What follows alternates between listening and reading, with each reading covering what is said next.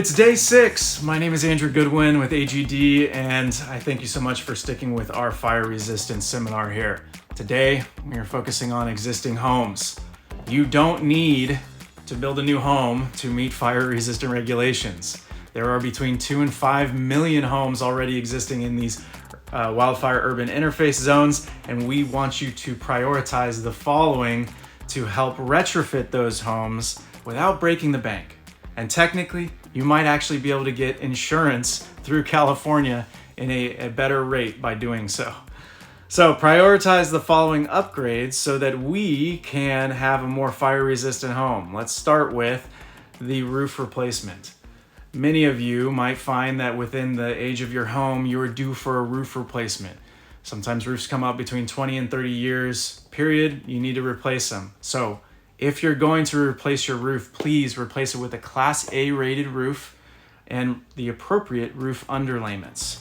Second thing to prioritize, vents and eaves. As we had talked about earlier, this is a very easy place for embers to intrude into your home and to cause a lot of damage. It's also a problem because smoke is another part of damaging a home in the event of a wildfire. So if you're already going to retrofit your home and you're thinking about even the sustainable aspects of your home or the energy efficient aspects of your home, and you need to re-insulate, I highly recommend going ventless and designing your home to meet the ventless requirement or the unvented assembly requirements in the building code. If not, please make sure that your vents are flame and ember resistant and replace those immediately. Number 3, ignition resistant sidings, materials on the exterior of your building that are ignition resistant. Make sure that as you're going to remodel those old wood shingles that are falling apart or are damaged by mold and rot and insects, that you replace them either with a fiber cement material or with a fire resistant backing before you put the wood back on. And the last thing, number 4, is your windows and your openings.